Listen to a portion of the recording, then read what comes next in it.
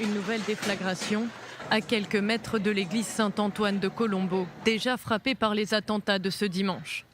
Lundi matin, 3 charges placées dans un van explosent alors qu'une opération de déminage est en cours. La capitale sri-lankaise est sous tension. Dans une gare de bus, 87 détonateurs ont aussi été découverts. Une bombe artisanale a été désamorcée près de l'aéroport de Colombo. Aucun suspect n'a pour l'heure été arrêté, mais l'état d'urgence est déclaré. Il entrera en vigueur à partir de minuit. Le but, renforcer les moyens d'action des forces de sécurité qui travaillent sans relâche depuis les 8 attentats qui ont frappé le pays ce dimanche.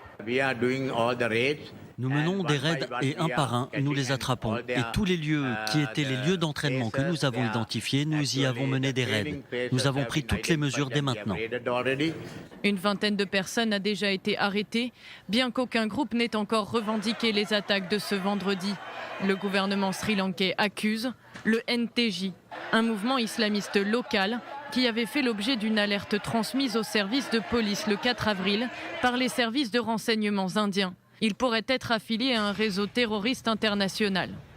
Nous ne voyons pas comment une petite organisation de ce pays puisse faire tout ça. C'est ce sur quoi nous enquêtons, recherchant un soutien international. Alors que le deuil commence dans le pays, le gouvernement sri-lankais prend la responsabilité de ce qui s'est passé. Nous sommes véritablement désolés. En tant que gouvernement, nous devons le dire. Nous devons nous excuser auprès des familles et des institutions au sujet de ces événements. Il annonce dans le même temps le versement d'une compensation financière pour les familles des victimes et des blessés, des proches, pour beaucoup toujours dans l'angoisse.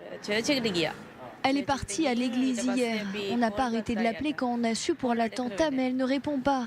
Elle n'a pas répondu toute la nuit. Un long travail d'identification a commencé pour retrouver les proches disparus et réunir les blessés et leurs familles. Une journée de deuil national est annoncée pour mardi.